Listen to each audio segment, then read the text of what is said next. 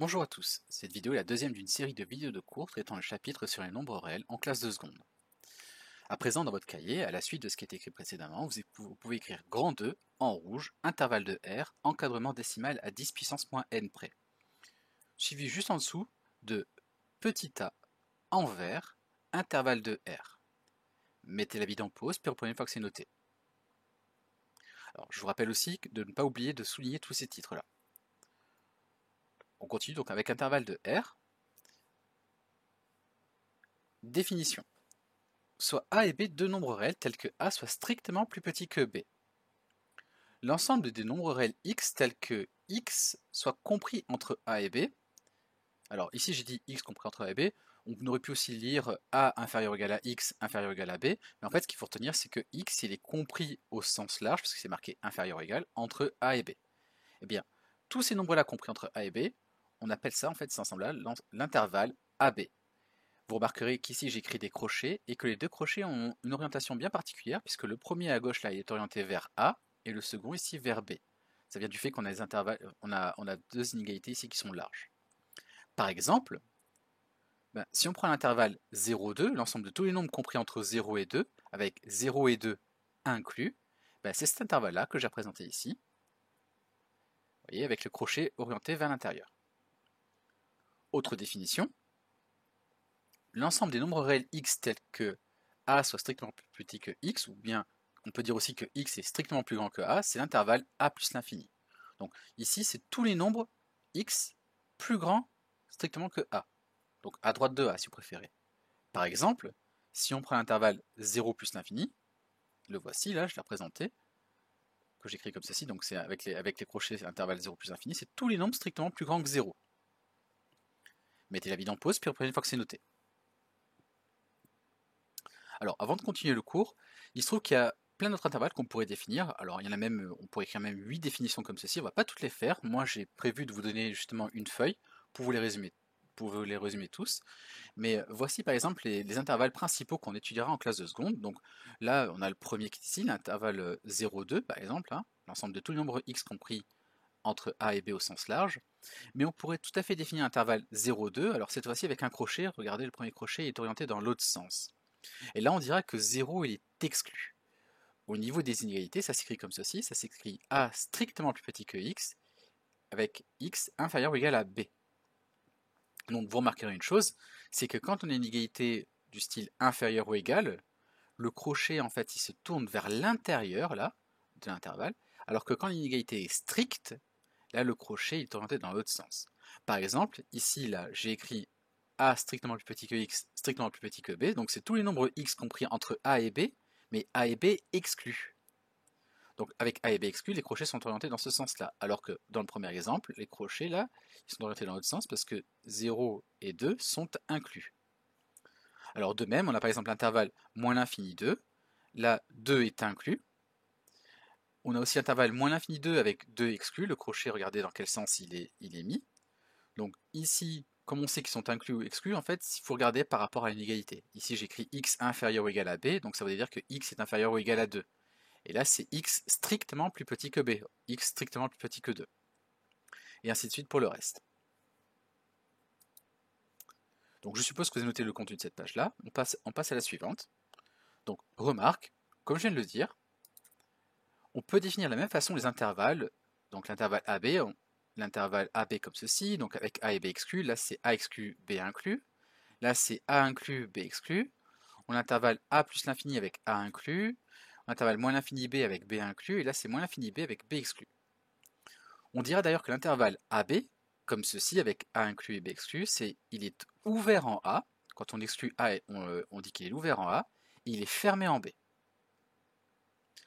Mettez la vidéo en pause, puis reprenez une fois que c'est noté.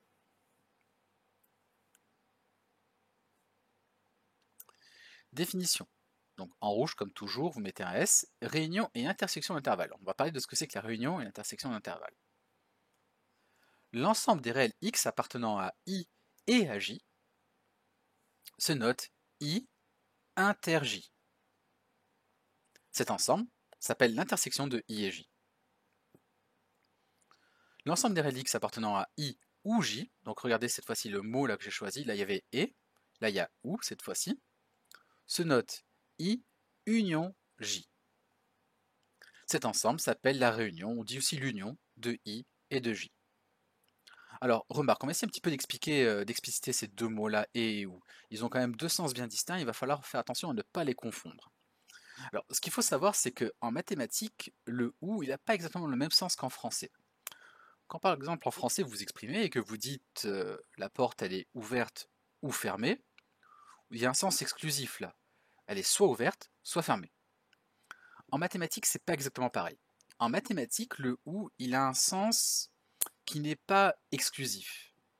Et en fait, on pourrait avoir très bien, quand on dit ou, on pourrait avoir très bien avoir la conjonction des deux. En fait, on pourrait avoir l'un et l'autre. Donc, remarque, le ou mathématique, comme je viens de le dire, il a un sens inclusif. En effet, écrire que X appartient à I union J n'exclut pas que X appartienne à I et à J. Si I et J sont des intervalles, il se trouve que I union J n'est pas toujours un intervalle. On verra des exemples pour expliquer ça un peu plus tard. Mettez la vidéo en pause, puis reprenez une fois que c'est noté. Voyons donc quelques exemples. Alors, en fait, on va faire un et on va voir justement une réunion, intersection justement avec deux intervalles. Donc, prenons par exemple le premier intervalle I que j'ai écrit en bleu ici. Donc, I c'est l'intervalle -1, 1 avec fermé en -1, fermé en 1, donc -1 et 1 sont inclus. Et on va noter J l'intervalle 0, 2, avec 0 et 2 inclus. Donc, on va se les représenter sur une droite numérique pour voir un petit peu à quoi ça ressemble. Donc, voici l'intervalle -1, 1 en bleu, et voici l'intervalle 0, 2 en violet. Alors, vous remarquerez une chose, c'est que ces deux intervalles-là, I et J, ils ont en fait une partie qui est commune là. Alors justement, on va y revenir.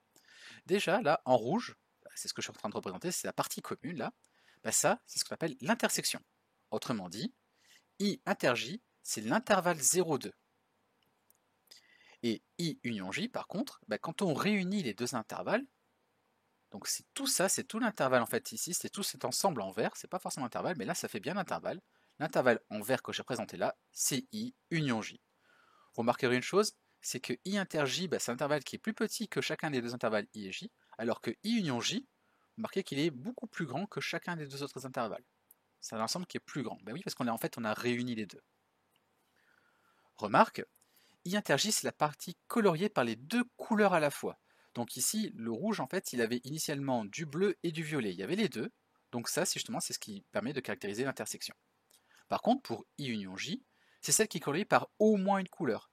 Par exemple, ici, entre -1 et 0, il y a au moins une couleur, puisqu'il y a du bleu, donc ça fait partie de la réunion. Là, ici, il y a au moins une couleur, il y a du violet. Et entre 0 et 1, il y en avait au moins une, puisqu'en fait, il y avait même les deux. Donc tout ce qui contient au moins une des deux couleurs fait partie de la réunion. Alors que pour l'intersection, il faut prendre absolument les deux couleurs à la fois. Mettez la vidéo en pause, puis reprenez une fois que c'est noté. On passe maintenant au petit b. Donc petit b, vous allez l'écrire en vert, ainsi que tout l'intitulé, donc encadrer et arrondir un nombre. Vous n'oublierez pas de souligner aussi en vert ce titre-là. Définition en rouge. Encadrer un nombre x, c'est trouver deux nombres a et b, tels que x soit compris entre a et b, ou on dit aussi tel que a soit strictement plus petit que x, strictement plus petit que b. Alors, ça peut être des inégalités strictes, comme des inégalités larges, avec inférieur ou égal ici. La différence b-a est ce qu'on appelle l'amplitude de l'encadrement. Arrondir un nombre, c'est y trouver la valeur la plus proche à une précision donnée. Voyons quelques exemples. Exemple donc en vert avec un S, vous n'oubliez pas de souligner. Considérons par exemple le nombre pi. Nous savons tous que pi ça fait à peu près 3,14, 15, 9, etc. Et donc par exemple, on pourrait très bien proposer un encadrement d'amplitude 10 puissance moins 1. 10 puissance moins 1, ça veut dire en gros un chiffre après la virgule. Ça c'est un encadrement d'amplitude 10 puissance moins 1. Pourquoi? Parce que je rappelle que pi c'est environ 3,14, 14, 15. Eh bien, on a bien que 3,2, c'est-à-dire le nombre le plus grand ici, moins le plus petit, donc 3,2 moins 3,1, ça fait 0,1, c'est-à-dire 10 puissance moins 1. Alors, par exemple, aussi, on pourrait dire que 3,14, c'est une valeur approchée du nombre pi à 10 puissance moins 2, mais par défaut. Parce qu'après, en fait, rappelez-vous, c'est 3,14, 15, 9, donc ici, en fait, c'est un peu comme si j'avais tronqué. 3,14, ici, c'est une valeur approchée par défaut. Et on pourrait très bien arrondir aussi, mais par excès. Dans ce cas-là, ce serait 3,15. 3,15 est un autre arrondi à 10 puissance moins 2, cette fois-ci par excès. Mettez la vidéo en pause, puis reprenez une fois que c'est noté.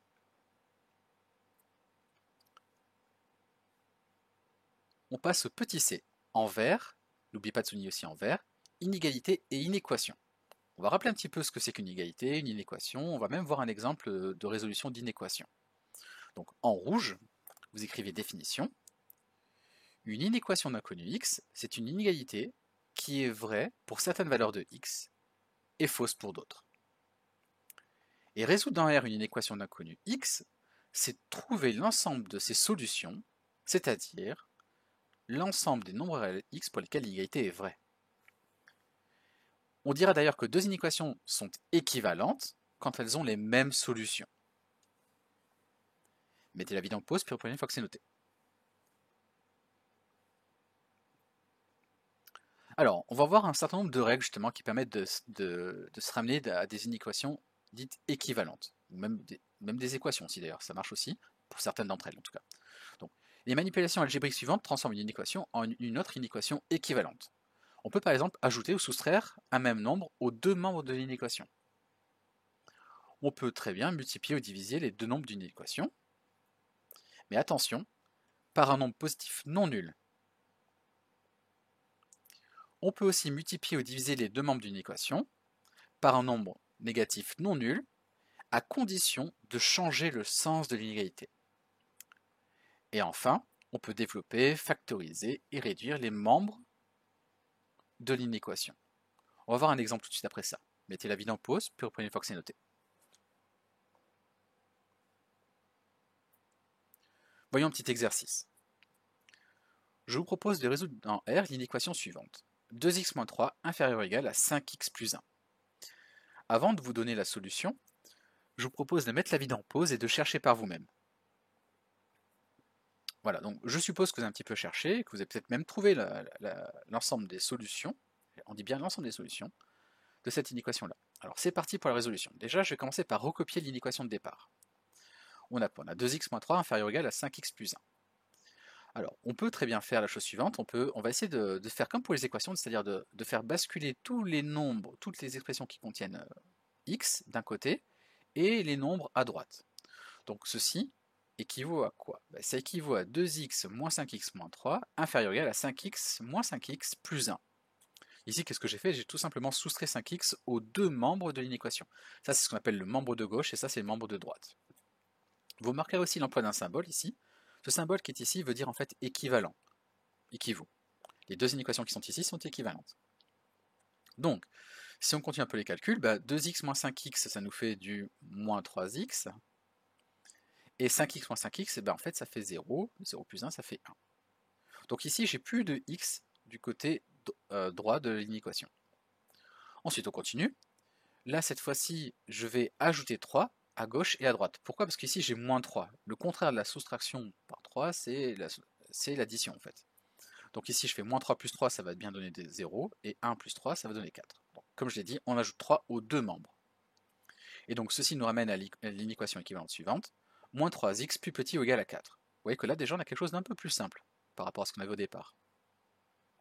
Et enfin, ici, je décide de diviser par moins 3 pour isoler x, donc moins 3x sur moins 3, donc ça c'est ce que j'ai à gauche, et à droite j'ai 4 divisé par moins 3. Et vous remarquerez une chose, là j'ai mis en rouge, j'ai changé le sens de l'équation. Ben oui, parce que j'ai divisé par moins 3 qui est un réel négatif, et je vous rappelle qu'en fait, on doit changer le sens d'une équation dès lors qu'on multiplie, qu'on divise, ou qu'on divise par un nombre négatif. Et donc ceci nous donne x supérieur ou égal à moins 4 tiers. Et donc maintenant il ne reste plus qu'à faire la conclusion. Et ça justement, c'est un rapport avec ce qu'on a vu précédemment, avec la notion d'intervalle. Ici, l'ensemble des solutions, c'est-à-dire tous les nombres x qui vérifient cette inéquation, sont tous les nombres qui sont supérieurs ou égaux à moins 4 tiers. Et bien ça, on le représente par l'intervalle moins 4 tiers plus l'infini. Mettez la vidéo en pause, puis reprenez une fois que c'est noté.